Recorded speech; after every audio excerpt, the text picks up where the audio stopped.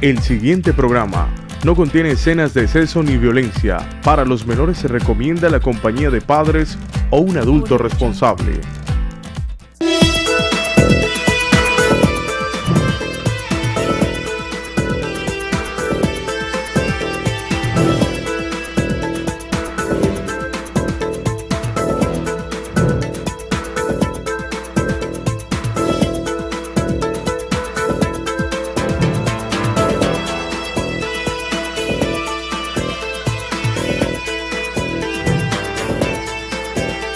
Sin tantos cuentos, con Diego Ramos.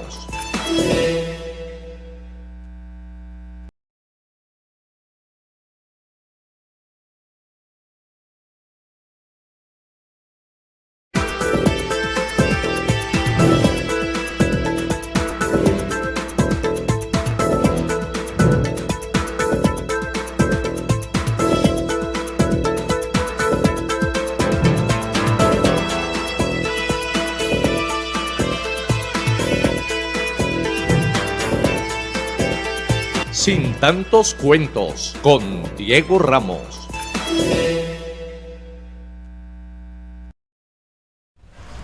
Bienvenidos una vez más a Sin tantos cuentos. Hoy es 10 de abril, pero vamos a retrotraer la historia al 9 de abril, por una razón. La ciudad de Palmira, considerada en su momento por Alfonso López Pumarejo como la Plaza Roja de Colombia, da cuenta de haber recibido por muchas décadas a buena parte de colombianos que emigraron amén la violencia generada por la muerte o magnicidio de Jorge Eliezer Gaitán, un 9 de abril de 1948 en pleno centro de Bogotá, carrera séptima para ser más exacto, séptima con décima, allí donde fue ultimado presuntamente por un hombre denominado Roa Sierra, de apellidos Roa Sierra. Digo presuntamente porque la historia todavía sigue con la duda si fue en realidad el autor material del magnicidio de un hombre que para aquella época era prácticamente el muy posible presidente de la República por el Partido Liberal. No obstante, la historia de Colombia ha sido determinada por este magnicidio. 75 años después, un hombre de izquierda que recogió buena parte del espíritu de Jorge Eliezer Gaitán en sus postulados liberales, hoy es el presidente de la República. ¿Qué pasaría? ¿Qué hubiera pasado? Es un tema hipotético sobre Jorge Eliezer Gaitán si hubiera sido presidente de Colombia. ¿Sería un mejor país? ¿No lo sería? Alguien interpreta a que Gustavo Petro de alguna manera es el alter ego histórico de Jorge Eliezer Gaitán. Sin tantos cuentos, vamos a ver qué tan cierto es ello. Don Francisco, muy buenas tardes. Diego, muy buenas tardes para ti, para el doctor William El Chino Loaiza, para Leodoro Ortega y para todos los televidentes y cibernautas que ya se están conectando a esta emisión de Sin tantos cuentos. 9 de abril del 48, viernes. Viernes, era un fin de semana, ¿cierto? Fin de semana. Y Juan Roa Sierra, que todavía la historia lo marca, lo señala como el autor del magnicidio, que está en tela de juicio si sí fue él, que si fue el chivo expiatorio, que, bueno, los autores, digamos que él sería el gatillero, más no el autor intelectual de. Jorge Eliezer Gaitán se le convirtió en la piedra en el zapato a más de uno, porque creo que fue el primer liberal progresista declarado en territorio colombiano en esa época, y obviamente sus postulados, tipo que era feminista, progresista, de ideas de cambio, obviamente a la oligarquía, a la clase política tradicional, poco le interesaba que un tipo de esos hablara tanto y tan duro. Muy bien. Don Eleodoro Ortega, muy buenas tardes, feliz resurrección de semana. Buenas tardes, Diego. Cordial saludo. Pascua, ¿cierto? Sí, estamos en Pascua ya. Okay. Cordial saludo a quienes nos acompañan en la emisión de Sin tantos cuentos. Invitarlos a que le dé me gusta, nos siga y comparta la emisión de Sin tantos cuentos. Eso fue este asesinato de Jorge Eliezer Gaitán sobre el mediodía, ¿no? Antecitos del mediodía, sí. En la tarde tenía cita con Fidel Castro. Fidel Castro andaba en Bogotá Estudiante en un de encuentro medicina. de estudiantes, El encuentro panamericano. panamericano de estudiantes de medicina, ¿sí? Y tenían cita en la tarde. Muy bien, es un dato bien interesante, creo que hace parte de lo que vamos a hablar aquí. Lo dejo a usted como en los buenos almuerzos, el postre de último, doctor. No, sí, en serio, es que la cereza del pastel la tiene usted, además porque se vino vestido de color cereza, o en honor al Partido Liberal, en honor a Jorge Eliezer Gaitán. Pero no, en la parte seria, la importancia que tiene, por qué ha sido tan determinante, aún no solo para los liberales, sino para los propios conservadores, en ese país que fue bipartidista hasta casi que antecitos de la Constitución del año 91. La verdad, mijo, es que, como tú lo decías, el chivo expiatorio que la oligarquía de ese momento utilizó para decir que era un personaje del pueblo que había matado a Gaitán, ocurrió por un hecho circunstancial. Él, cuando yo los disparos, corre, y alguien dijo, cójanlo. Oiga, no faltó sino esa palabra.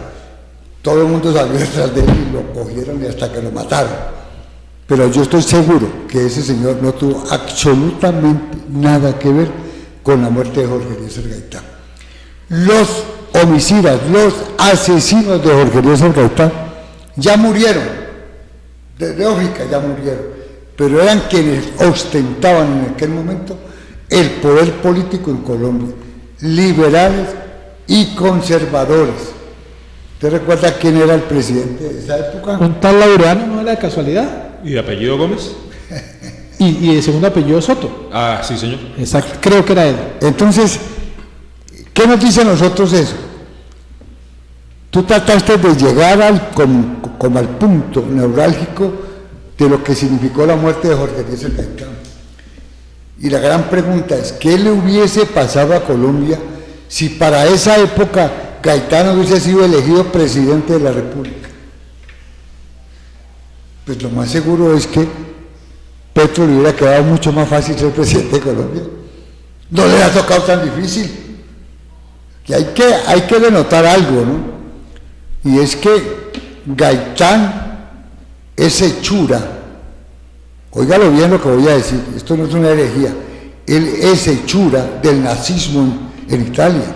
Del fascismo. Él es hijo, o sea, tiene un reflejo de Benito Mussolini. Me parece que si ese- usted observa a Gaitán, Claro. cuando levanta el puño y los tiene cerrados, es el mismo puño que Benito Mussolini emerge cuando crea las camisas negras. Eso tiene una explicación. Él se educa en Italia, pero en ese medio, en ese momento en que Benito Mussolini se declara primer ministro y dictador de la República de Italia. Hay que recordar que precisamente la muerte de Jorge Eliezer Gaitán se genera 3 años posterior a la culminación de la Segunda Guerra Mundial y su momento de formación, ¿cómo se llama? El famoso, ustedes los abogados prácticamente idolatran a ese hombre que educó Enrico Ferri. Enrico Ferri, claro. Imagínense, hasta me acordé el nombre de Enrico Ferri. Tiene memoria, no es que sea viejo, pero a veces recuerda. Enrique Ferri, el gran maestro en Derecho, Del derecho penal, el Derecho Penal exactamente de Jorge Eliezer Gaitán. del cual es hijo Gaitán. Gaitán es un hijo de esa teoría. O sea, toda la especialización en materia de la investigación criminal nace en Ferri y esa es la que adopta Jorge Eliezer Gaitán para demostrarle al país cómo era que los oligarcas manejaban a Colombia.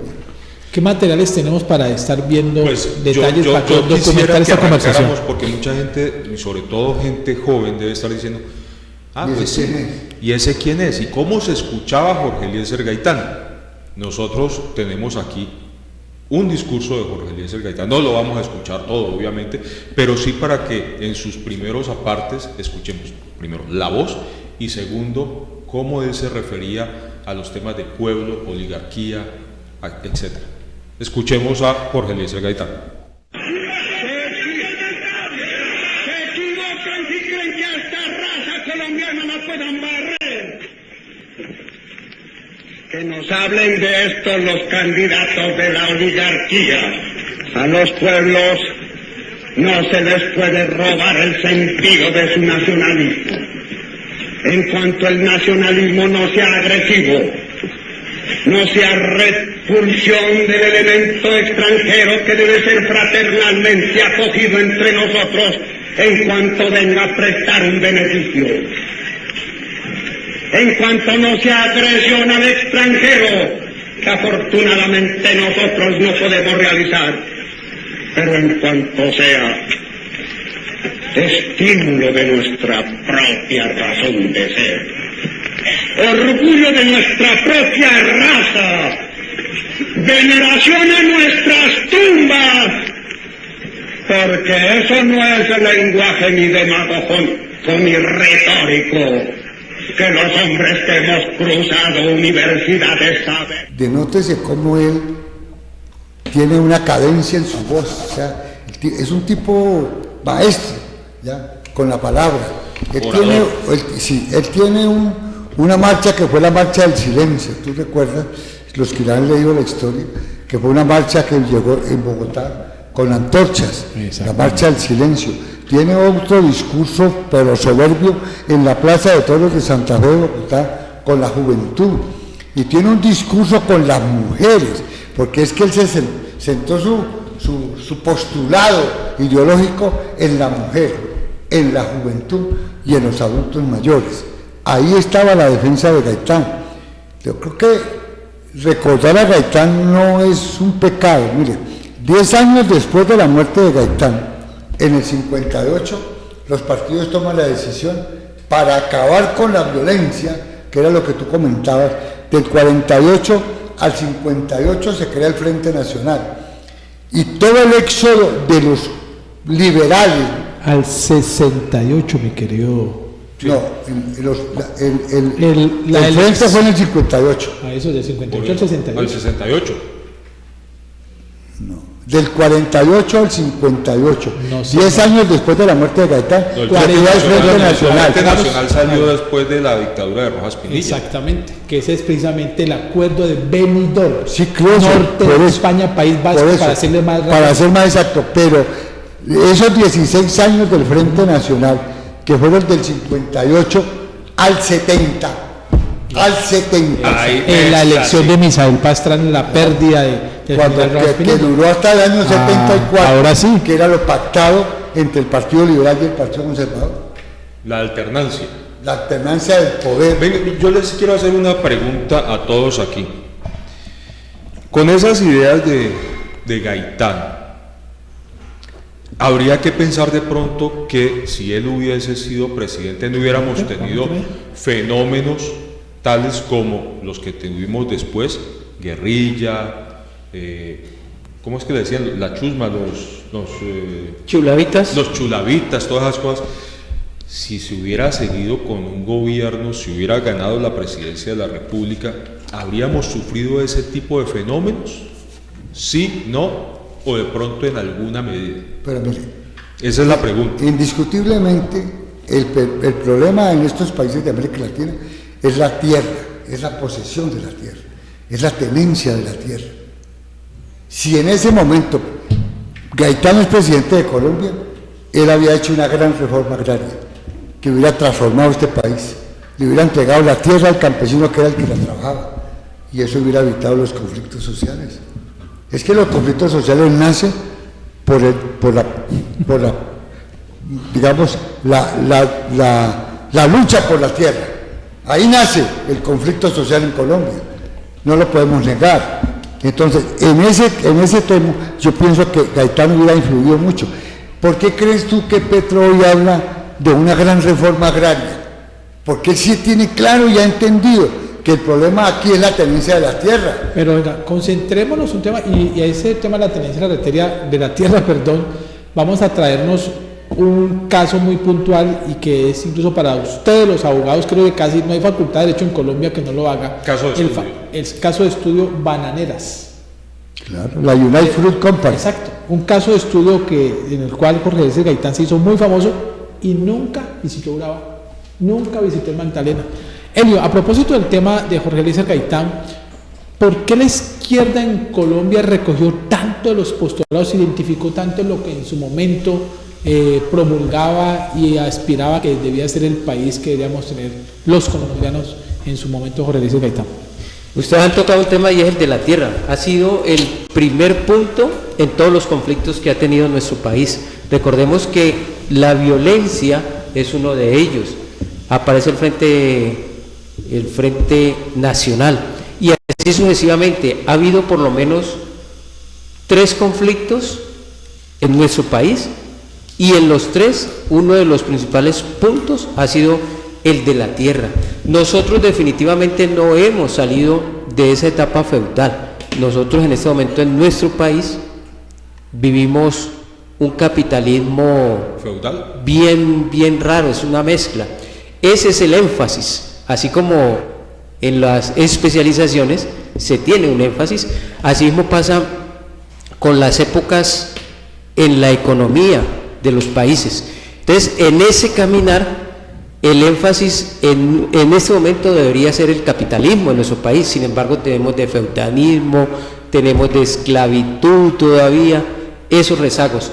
Y las ideas de Jorge Eliezer Gaitán apuntaban hacia la democracia, lo que hoy nosotros pretendemos, o sea, unos gobiernos que estuvieran como derrotero lo que la gente opinaba, la participación de la ciudadanía.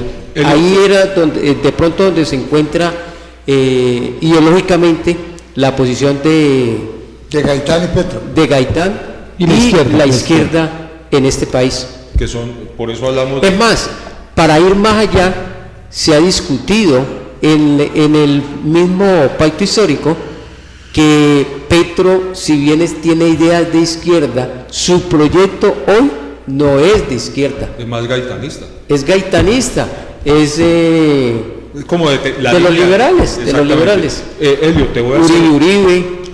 Exactamente. Te voy a hacer una pregunta, porque tenemos también dentro del material de apoyo cómo registró la Radiodifusora Nacional de Colombia el evento, llamémoslo de esa forma, pero hay un material que tú nos compartes. ¿Lo sacamos ahora o después de la radiodifusora? Después, no la emisora. Bueno, entonces también en esa época no había televisión y el medio de comunicación por excelencia con que se informaba Colombia era la radio. La Radiodifusora Nacional de Colombia registró el evento del asesinato de Jorge Eliezer Gaitán con himno nacional abriendo la nota, Elio, imagínate. Mire, Diego y televidentes, la línea que conecta a Jorge Eliezer Gaitán con la izquierda es simplemente las reivindicaciones sociales.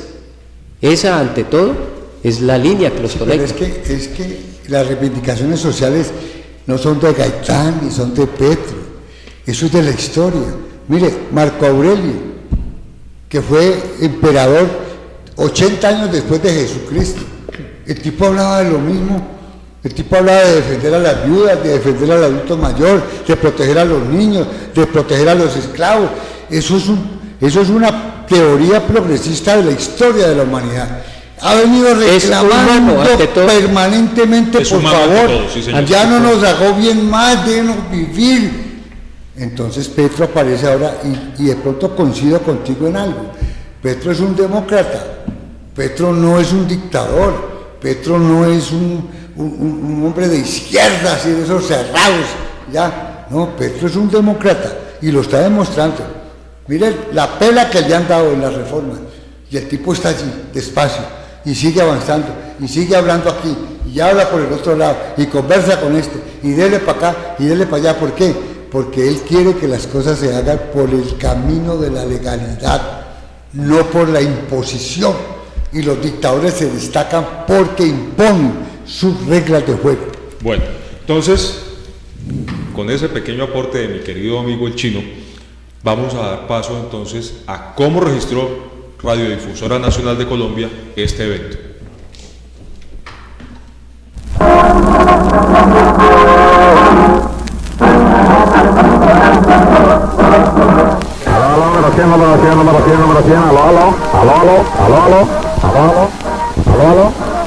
Espero que nos pongamos en cadena.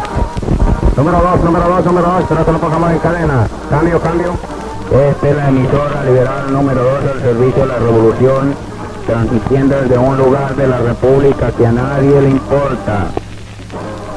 Pueblo liberal de Colombia, la suerte está echada. No debemos de retroceder un solo instante. El gobierno de Ospina Pérez está tambaleando. Nuestro movimiento se suspende cuando veamos la cabeza de Ospina Pérez rodando por las calles de Bogotá. A la carga, liberales de Colombia, a la carga. El mártir Jorge Eliezer Gaitán, quien vilmente fue asesinado por las manos godas, no puede quedarse impune. Esa muerte debe ser vengada y la vengaremos hasta el último momento. La camarilla Gora que dirige Laureano.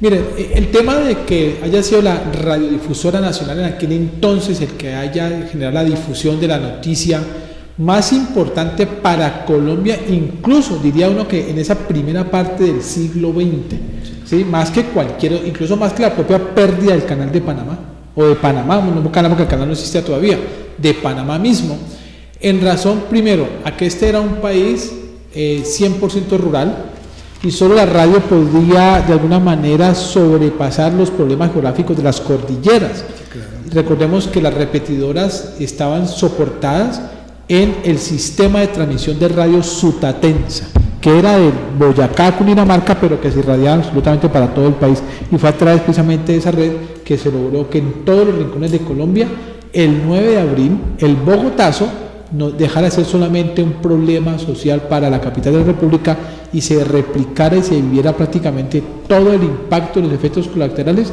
en todos los rincones de Colombia, especialmente en la ruralía, generando a partir de ese momento, no la época de la violencia como todos creemos, la violencia ya venía, solo que el recrudecimiento ya bipartidista entre conservadores y liberales se gesta a partir, digamos, del magnicidio de Jorge Eliezer Gaitán.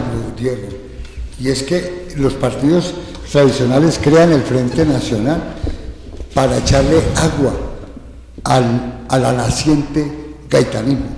Es una manera de acabar, de aplacar, claro. De aplacar. La Alianza Liberal Conservadora, ¿qué hace? Que los liberales pierden su vocación de cambio y los liberales se amañan y se reparten el poder. Entonces, si la mitad es mía, ¿yo para qué voy a pelear más? El único que surgió allí, medio intencional ahí, fue Alfonso López Michelsen, que es presidente en el año 74, cuando se acaba el Frente Nacional. ¿Se acuerda que ese fue el gobierno de transición? El gobierno de transición fue el de Misael Pastrana Borrero, cuando usted se acuerda que usted estaba sardinito, se le fue la energía o la luz en su casita y la votación que estaba en favor del general Gustavo Rojas Pinilla, candidato de la ANAPO, ¿cierto que sí? ¿No me equivoco hasta ahora? Presidente del Frente Nacional. No, señor. Claro que fue Pastrana. No, señor, porque Pastrana fue el último. Claro, pero ¿cómo me vas a negar? Venga, espere. Sigamos ahí. El primer presidente fue Alberto Lleras Camargo. El segundo fue Guillermo León Valencia. El tercero, Carlos Lleras Restrepo. Y el cuarto fue Misael Pastrana. No, señor. ¿Quién le quitó y por qué entonces pierde la presidencia Gustavo Rojas Pinilla? Porque fue la primera elección después del Frente Nacional, doctor. No. Ave María, por favor, si alguien me está escuchando, aquí está, aquí lo tengo. Que me Frente Nacional. Del 62 al 66, Guillermo León Valencia. Del 66 al 70, Carlos Lleras Restrepo. Del 70 al 74, dice acá, Misael Pastrana Borrero. Que es el último periodo. Y el primer periodo es el de Alberto Lleras Camargo, que va del 58 al 62. Entonces, ¿por qué nace el M19? Vamos por partes. ¿Por qué nace el M19, Elio? Porque el 19 de abril de 1970 fue la elección. Que tumbaron a Rojas Pinilla. La elección. Por vocación de eso, un año después, en el 71, aparece el movimiento 19 de abril. Entonces, mire la contradicción, la contradicción está allí en la información. ¿Carlos Lleras Restrepo fue presidente de Colombia por la elección? Claro. No, que no. No, señor, ¿el Frente Nacional? ¿Había elecciones? No, señor. Claro que había elecciones. Pero Mira, por favor. había elecciones, pero era una forma de legalizar democráticamente. formalizar. Pero había elecciones, papito, había elecciones. Mira, cuando Rojas Pinilla y Pastrana hubo elecciones, y Rojas Pinilla se inscribió por la NAPO, conservador, y Pastrana por el Partido Conservador, y fueron a las elecciones. Y cuando vio que iba a perder, dijo, no, es que usted es ANAPO, usted no es conservador, usted no hace parte del Frente Nacional, usted no puede ser presidente de Colombia, y lo bajó. Bueno, Así de sencillo. ese tema es bastante complejo. Yo les iba a proponer, porque ya a la media hora nos están pidiendo que equivoco, pues. Bueno, entonces vámonos a comerciales y regresamos nuevamente con Jorge Eliezer Gaitán, El Impacto, un hecho del siglo XX, pero que hoy todavía, 75 años después del magnicidio, se está reflexionando qué hubiera pasado si hubiera sido presidente, pero hasta dónde determinó todas las elecciones presidenciales y las candidaturas, aún pasando por el propio Galán, que en su momento recordaba buena parte de los postulados de Gaitán, que se había jugado el pellejo por Colombia 50 años atrás. Ya regresamos. Sin tantos cuentos. Trazos bajo la inspiración de un rayo. Aguas que acunan ballenas. Vientos que nos hacen invencibles. Lugares de fe que albergan promesas. Una hacienda para vivir el paraíso. De eso tan bueno sigan tanto. Quédate en el valle, lo tiene todo. Gobernación del Valle del Cauca, Valle Invencible. ¿Quién diría que es tan fácil entregar lo mejor a quienes amamos? Que es tan sencillo entregar nuestro cariño a quienes nos han cuidado desde siempre. Entregar lo mejor de nosotros para cuidar nuestra salud, para cuidar la vida. Siempre podremos entregar lo mejor para cuidar lo que más queremos.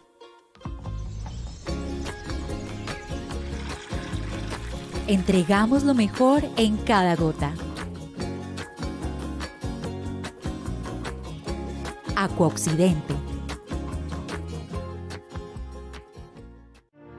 Funeraria Palomino. Ofrecemos servicios exequiales y de velación en nuestras 3 salas climatizadas. Contáctenos a nuestras nuevas líneas de atención 285-9520 y al 317-784-4669 vía celular y WhatsApp.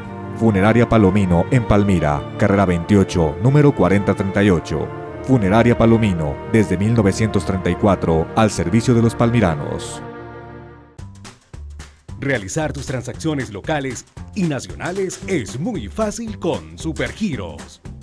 Estamos presentes en cada rincón de Colombia y contamos con amplios horarios para facilitarte la vida. Tus giros son más cómodos, rápidos y seguros, en solo cuestión de segundos. ¿Para qué giros? Cuando hay Supergiros.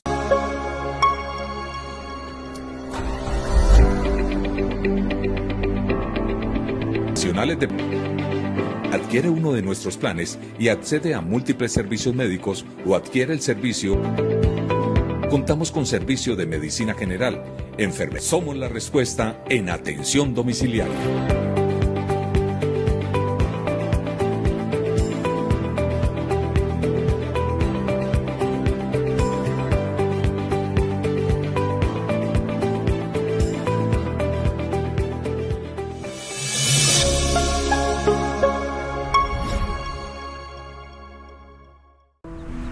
Te siento en cada momento, en cada lugar, en cada suspiro.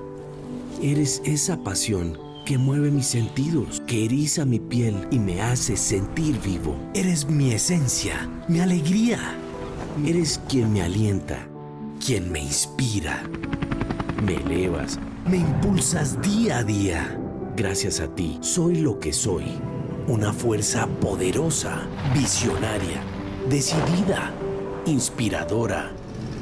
Un homenaje al aire tricolor de tu Fuerza Aérea Colombiana.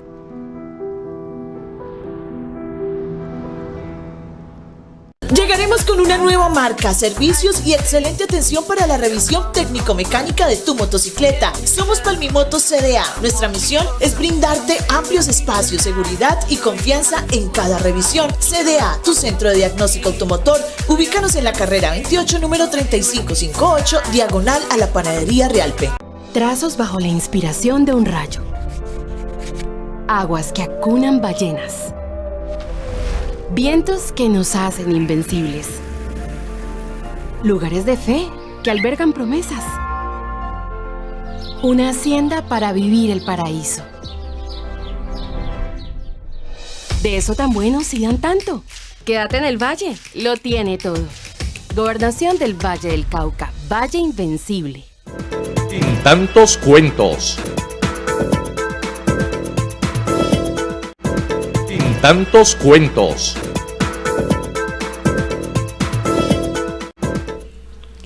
El negro, así lo conocían en Santa Fe de Bogotá Jorge Eliezer Gaitán.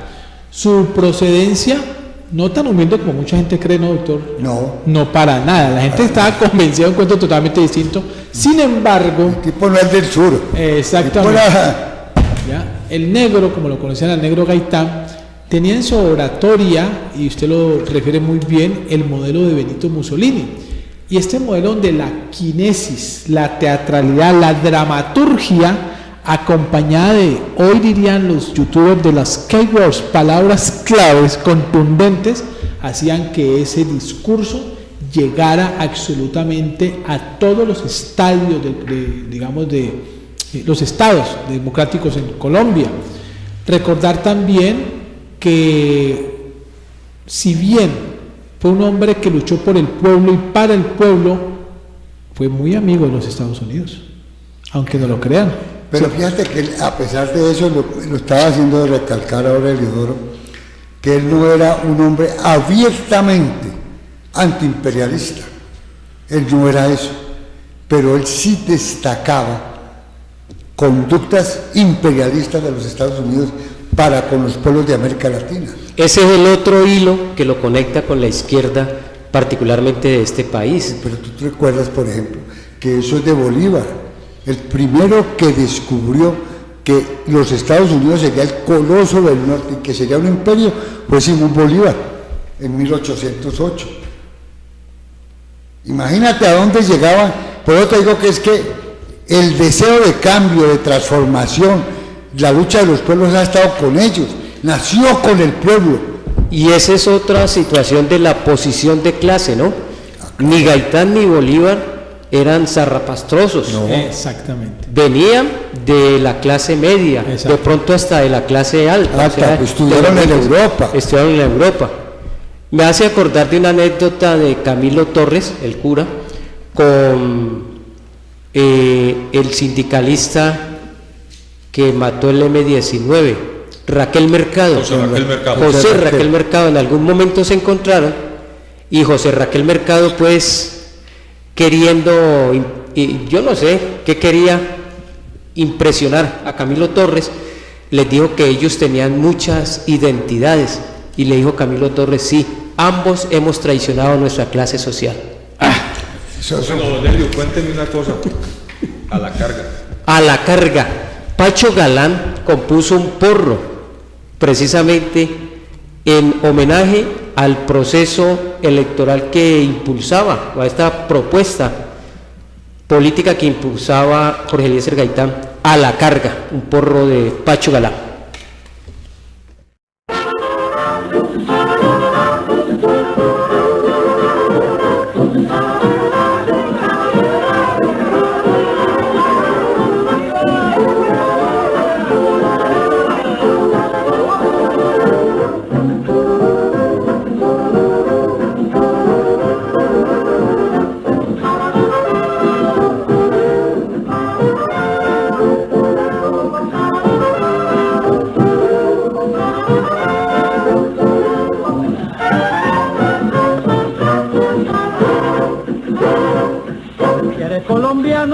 eres colombiano, lo tienes que probar. Este es el momento, la patria hay que salvar. A la presidencia, Gaitán tiene que ir. El pueblo lo quiere, y él se hace sentir. Vamos a la carga, vamos a la lucha, vamos a la carga, vamos con el grito.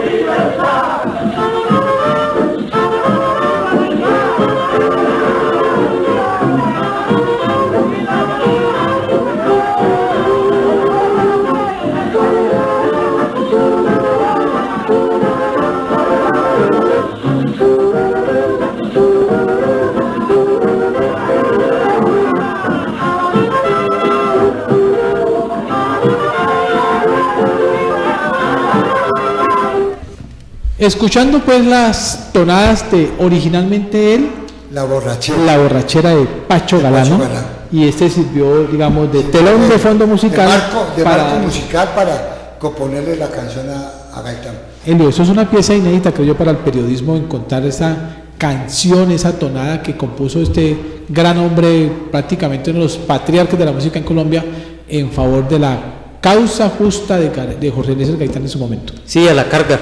Ahí está en YouTube. Pero la verdad yo no conocía esa pieza, un documento muy acertado de parte de nuestro compañero. Es como todo lo que hacemos aquí, tiene importancia. Nosotros no traemos ninguna información aquí que no sea de utilidad para la gente.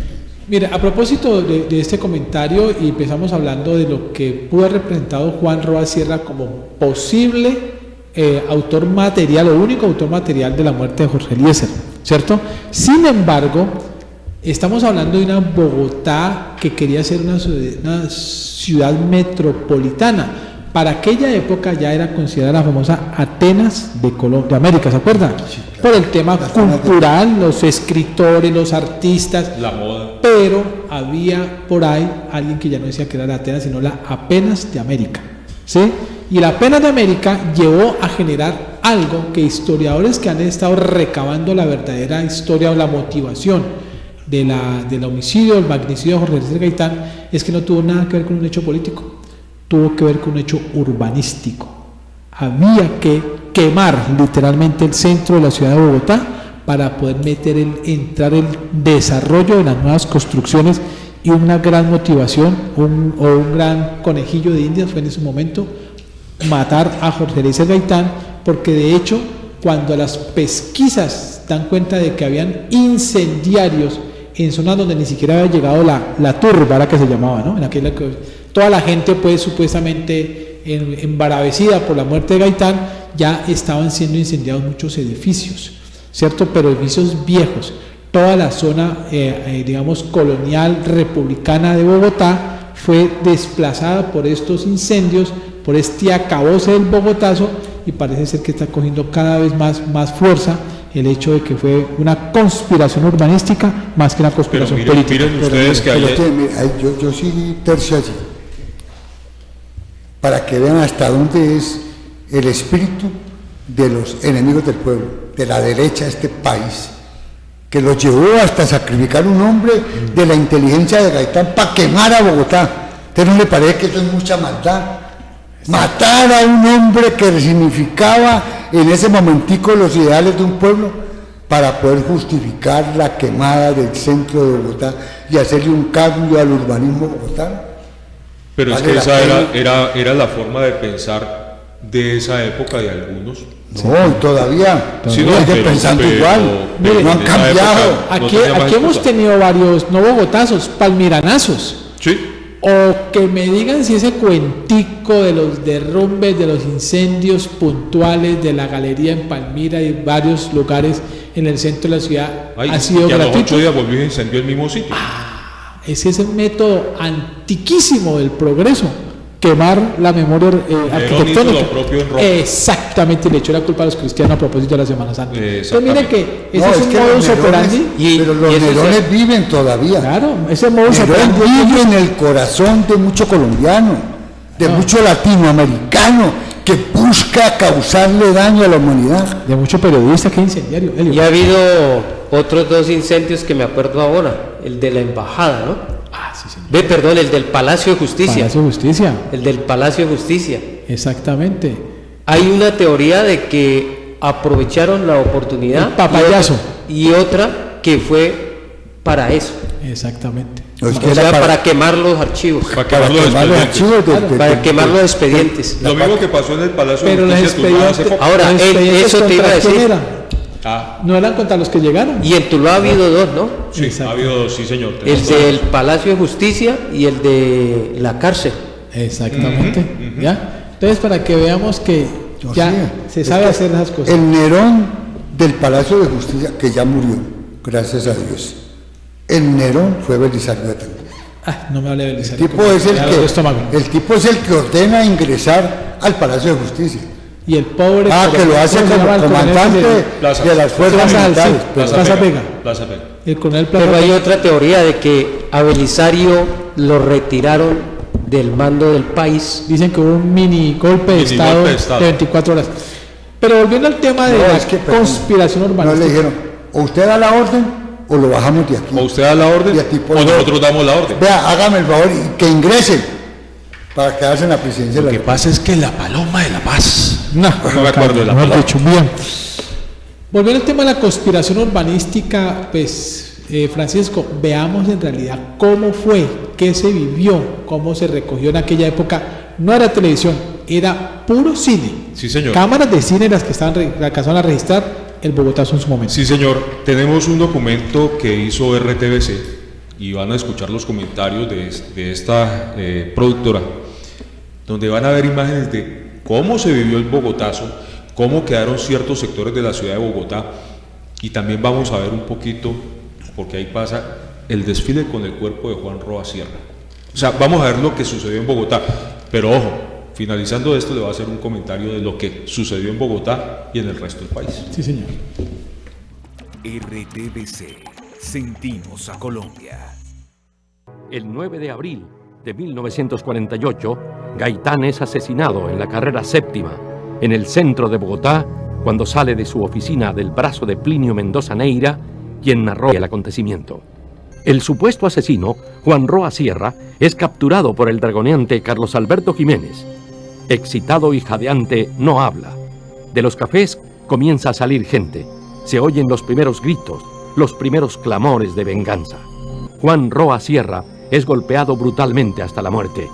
Sin vida y casi desnudo, comienza a ser arrastrado por la carrera séptima de la iglesia de San Francisco hacia el sur. Transfigurados por la ira, los más exaltados golpean el cadáver con llanto colérico y pasión de venganza. La turba anónima arrastra el cuerpo hacia la calle 14 y semidesnudo es llevado frente a la puerta del Palacio Presidencial, donde permanece 20 horas tapar. El pueblo pierde la razón.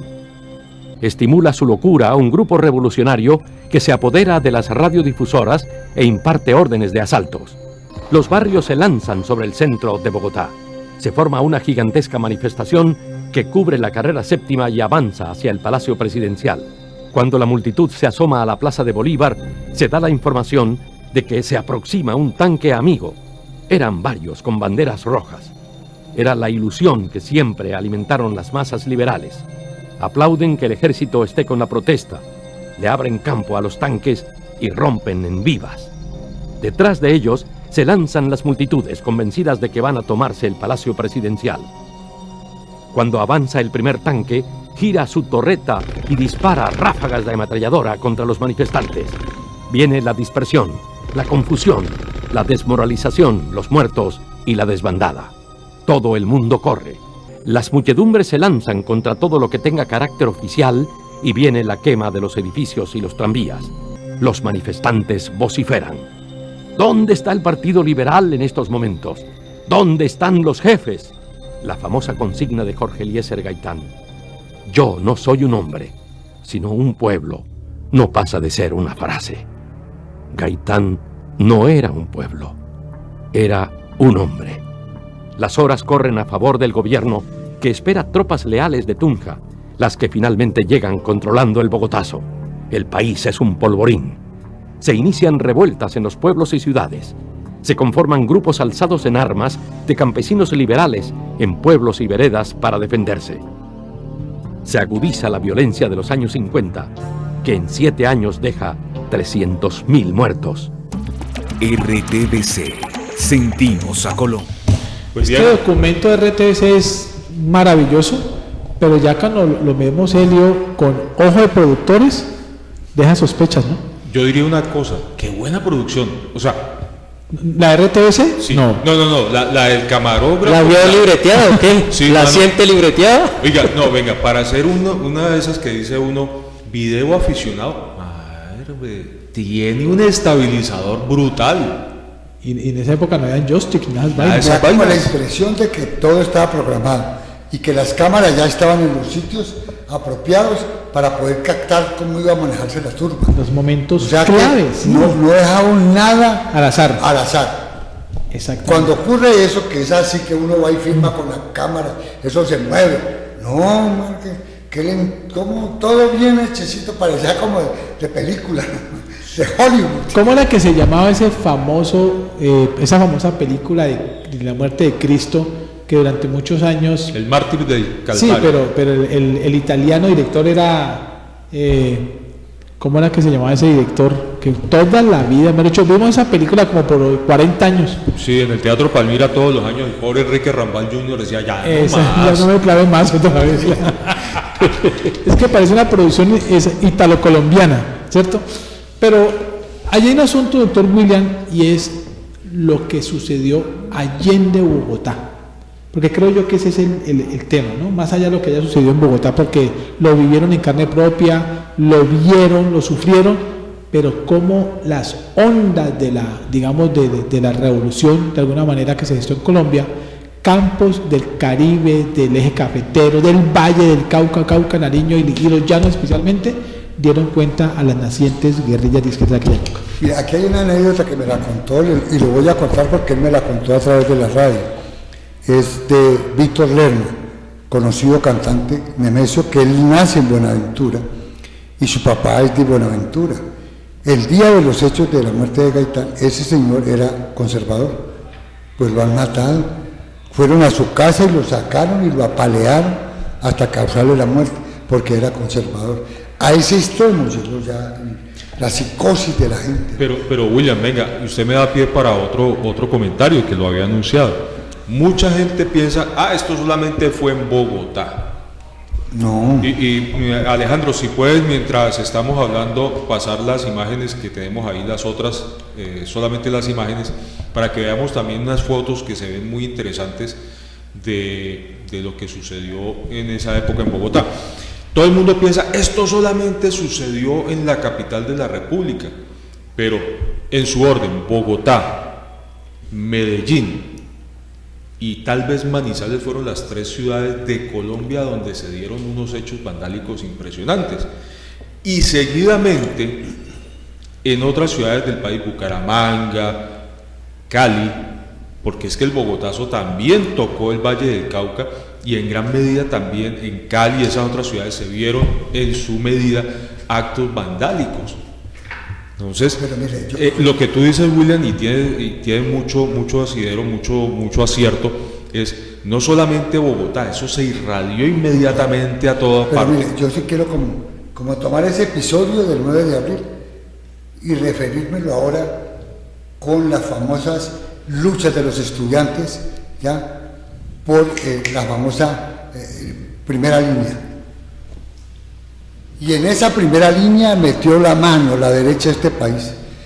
En ese encuentro de la primera línea estaban los enemigos de la democracia. ¿Para qué? Para ensuciar y enlodar el trámite de las marchas de los estudiantes. Eso pasó en Bogotá. En Bogotá una turba enaltecida porque matan a Gaitán sale, y la derecha aprovecha para llevarlos y guiarlos a que acaben con la ciudad de Bogotá, porque hay que cambiarlo urbanísticamente. Eso ocurre siempre, eso no es gratuito, eso nace en la conciencia del pueblo. El pueblo pelea sus derechos, pero hay unos, lo que decía, creo que José Acevedo y Gómez, la historia la hacen los pueblos, pero la escriben los hombres. Y los ganadores, sobre todo. Helio, lo que representaba en ese gobierno en ese gobierno conservador en el cual se gestó precisamente la muerte de Jorge Eliezer Gaitán. Para hacer precisión histórica, ¿quién era el presidente en su momento? Mariano Ospina Pérez. ¿Sabe que de Mariano Ospina Pérez recuerdo una actuación espléndida de Víctor Mayarino haciendo el papel de Mariano Ospina Pérez? Claro. ¿Se acuerdan? Mariano Ospina Pérez y el papá de este muchacho Julián Román, Edgardo Román, haciendo el mejor Gaitán de la historia de Colombia. Oiga, en qué barbaridad. decir, impresionante. Exactamente, de hecho, con la misma tez y el mismo tono de voz, la misma, diría serpianamente, el mismo vibrato, ¿cierto? Del balcón. Pero ahí cómo hay pasaba algo, el tiempo. hay algo que en esa película nos muestra. Estaba naciendo incipientemente Carlos Lleras Restrepo, sí, Alberto Lleras Camargo, estaban ahí haciendo cola a Darío Chandía, ya, y son ellos los que ayudan a construir el Frente Nacional. Con el paso de los años y motivados. Presidente de la República de Colombia. El tema del Frente Nacional, yo creo que hay que hacer también una precisión histórica, y es que yo le hago a usted una pregunta a usted como hombre del derecho. El general Gustavo Rojas Pinilla, en legalidad, ¿fue un dictador en Colombia? O sea, ese es un dictador por lo que él llega al poder sin ser objeto de una elección popular. ¿Cuál es la condición? democracia se caracteriza por la elección. Exacto, sí, eso está bien. La pregunta compárelo, sí, exacto. ¿Qué puntos de la democracia interrumpió desde su gobierno? Es que es allí donde la historia no es clara, Helio. Hay un Siempre vacío se habla de que él llegó, él no llegó, a él lo llevaron, que es distinto. ¿Y quién lo llevó? Los mismos que lo bajaron, los gobiernos liberales y conservadores, que no tuvieron los pantalones para controlar la violencia que había en los campos y en las ciudades en Colombia. ¿O no es así? Es que lo ponen como presidente para poder pacificar el país. Esa es mi pregunta. Ya, o sea, técnicamente sí es un dictador. Claro, claro, ¿cómo que no va a ser dictador? No lo es. Porque no lo es. Él no se tomó el poder. No hizo un solo tiro para decir y no cerró el Congreso. No cerró el Congreso. Exactamente. No acabó, en esa época ya había fiscalía. No. ¿Por qué razón? Si no es bueno, pero no cerró el Congreso, ni cerró los juzgados. ¿Por qué razón? Yo le voy a decir por qué razón. Por la vergüenza que le dieron a liberales y conservadores, que ese señor como militar hizo lo que en 100 años de historia republicana toda la transformación de infraestructura del país se debe exclusivamente social, las carreteras, los aeropuertos, los carreteras, todo eso lo hizo él. Ahí es donde uno dice, pero ¿por qué? Incluso yo creo que hay una prueba contundente, y usted como político y abogado lo sabe. Si el país hubiera vivido la mano dura de un dictador, ese señor no le gana en las urnas a Misael Pastrana, a pesar que le hayan robado las elecciones. El pueblo colombiano no hubiera creído en un proyecto que había sido dictatorial, ¿o no es así? Así es. Esa es la prueba fehaciente. Perdón. Le voy a colocar un ejemplo. Ecuador. El doctor Hernández, el doctor Ibarra, no Hernández Ayaymoto, fue presidente 3 veces del Ecuador y las 3 veces fue derrocado por los militares y lo volvieron a elegir. Ese es Ecuador. Mire, me está dando la razón. Quería, retomando lo de dictador o no cerró el Congreso, no cerró las Cortes.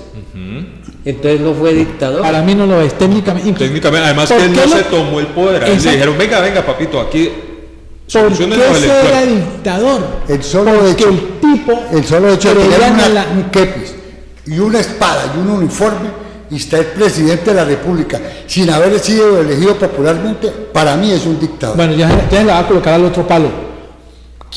¿A quién tumbaron en mayo del 68 por allá en un país llamado Francia? A Charles de Gaulle. ¿Será que Charles de Gaulle, presidente de Francia, el país más democrático del mundo en su momento, era dictador de Francia? Y tenía todas las charreteras. Sí. Héroe de la Segunda Guerra Mundial. Entonces el ejemplo no cabe. Sí, no cabe. No, es que él es un héroe de la Segunda Guerra Mundial y tiene charreteras. Pero Rojas Pinilla no es héroe ni siquiera de la violencia en Colombia. El tipo no es héroe de nada. Es un militar de carrera. Y como militar de carrera le dice, camine, móntese aquí. Y el tipo se monta y se queda. Empieza a empujar. Este país sería seguramente Paraguay si el general Gustavo Rojas Pinilla fuera como los Stroessner. Exactamente. Como los Stroessner. Yo creo que la historia tiene que, para mí, de tener una deuda grandísima. Lo voy a investigarle y le voy a probar por Listo, ese está muy bien. Don Elio. Esta fecha se conmemora las víctimas, ¿no? Sí, señor. Se ha establecido que el 9 de abril de cada año en nuestro país se hacen homenajes de memoria y de reconocimiento a las víctimas. Ahí hay un mensaje que ha enviado precisamente el senador Iván Cepeda Castro con motivo del 9 de abril, del día de ayer, donde se conmemora el Día de las Víctimas. Aquí en Palmira va a haber un acto oficial por parte de la alcaldía que se hace el día de mañana. Yo iba a preguntar una cosa. Oye, y el Consejo no hace nada, eso se lo dejan a la izquierda. La izquierda celebra el día y el gobierno no hace nada. Ya no hay liberales en el Consejo. Elio. Perdón, Francisco. Que mientras Alejandro nos prepara la imagen que se le envió el mensaje del senador Iván, senador Iván Cepeda, congresista. Esa vaina, todavía tengo congresista. Una cosa entre senadores y representantes. Comentarles, mientras está lista la imagen, que hoy se dio en el Consejo, este es un paréntesis, un control político. Ahí está, mire, ahí está la invitación, dice: todo conspira contra las víctimas, el inmenso poder de los agresores, la impunidad, el silencio cómplice de la sociedad, las mentiras de los grandes aparatos de propaganda, pero ellas triunfan. De su lado está la fuerza moral de la verdad y de la justicia que representa. Sabe que yo tengo un sinsabor, es que no recuerdo si eso fue una determinación del gobierno de Juan Manuel Santos o no, fue en el gobierno de Álvaro Uribe designar el 9 de abril como el Día de las Víctimas y borrar, para mí, porque eso es parte de los mecanismos de propaganda estatal, borrar la memoria de Jorge Eliezer Gaitán en una fecha tan determinante. Las víctimas en Colombia tienen 365 días. Jorge Eliezer Gaitán no tiene sino un solo día. ¿Me entiendes? Yo siempre he sentido que incluso estaba aquí revisando que en el año de 2014 exactamente, a Jorge Eliezer Gaitán le entregan para la memoria numismática y de billetes un homenaje, pero el homenaje más barato, el billete de 1000. El billete de 1000. ¿Hay una intención o no hay una intención allí? Claro. Yo no sé si me estoy volviendo gaitanista o qué, pero son mensajes. No, eso es hilar delgadito.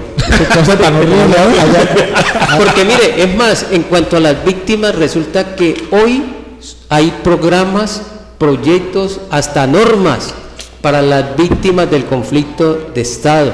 Y cuando usted habla de víctimas del conflicto de Estado, se refiere particularmente a aquellas que fueron reconocidas a través del acuerdo que se hizo entre la FARC y el gobierno nacional, el gobierno de Santos y las FARC. Pero resulta que hay otras víctimas, por ejemplo, las víctimas de crímenes del Estado. Esas se conmemoran a principios del mes de marzo. Y se conmemoran por la tarde cuando usted ya no está pendiente de nada. Pero hay algo que yo siempre he tenido aquí en mi cabeza, y es que todos los colombianos somos víctimas. Claro. No solamente es víctima el familiar de aquel que desaparecieron, o aquel que escondieron, o aquel que acribillaron, o aquel que le metieron una bomba. Ese es su papá, ¿por qué vino a dar a... Yo soy víctima. Su papá, ¿por qué vino a dar a Palmira? Es que yo quiero mi país, yo quiero a mis ciudadanos, yo amo a mi gente, y entonces si a mí me matan una persona en cualquier parte de Colombia, yo me siento víctima, porque me están ultrajando, me están haciendo daño a mí. Mire, no importa que no sea pariente cerca mío. de 4 millones de colombianos que están en el exterior son víctimas de nuestra realidad, claro, para no ir más lejos. No es porque se fueron así amanecidos. De gusto no fueron. Sí, exacto. Ya para finalizar, señores, usted hablaba del billete de 1000 pesos, sí, señor. El más barato, según. Sí, señor. Sí, puede que sea el más el barato. Más popular, es que era el más popular. Pero está bien, ojo, pues. Hay una cosa, es la vitrina para recordar a este señor, claro, a Jorge Eliezer Gaitán, porque debajo del 1000 hay 2 frases que son contundentes: yo no soy un hombre, soy un pueblo, y esta es la que a mí más me gusta: el pueblo es superior a sus dirigentes. Y creo que a muchos dirigentes se les olvidó. Pero en ese billete está la curiosidad más interesante No.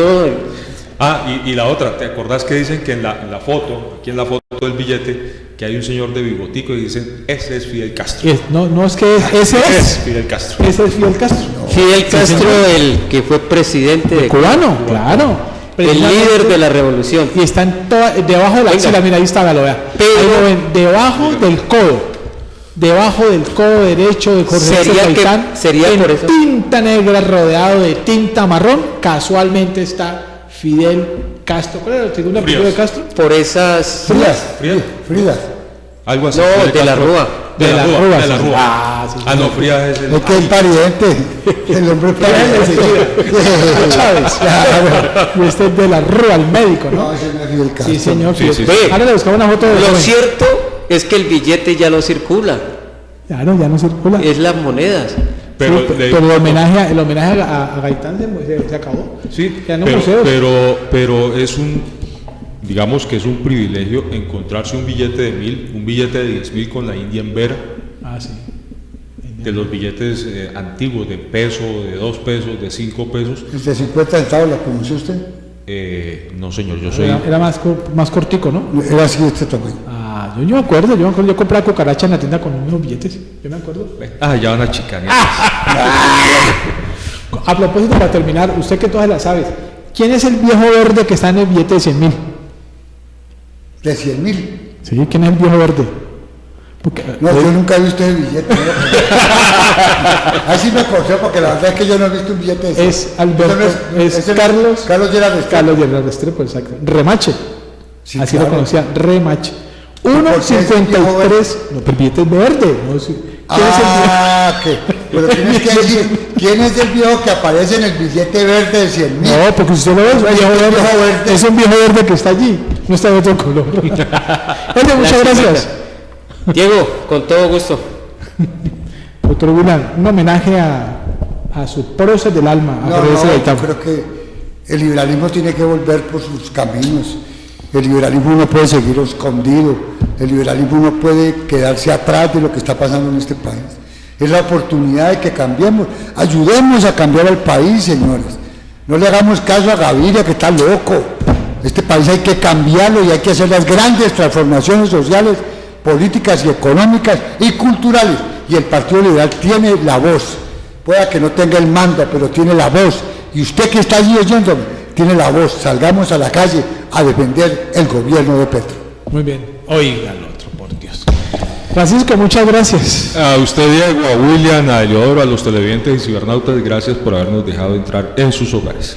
Se adelantó el doctor William Loaiza a propósito de esta fecha a la convocatoria que hizo Gustavo Petro. El 1 de mayo. ¿Es el 1 de mayo? El 1 de mayo. ¿Convocatoria para toda la gente de Colombia que se manifieste, sobre todo trabajadores, pensionados, Día del Trabajo, trabajadores formales e informales. Él está diciendo a la gente, por favor, reclamen, a ver si yo trabajo. Bueno, el 1 de mayo, el Día Internacional de los Trabajadores. Y a ver si yo trabajo, atentamente, Petro. A todos ustedes, nos vemos aquí nuevamente en Sin Tantos Cuentos.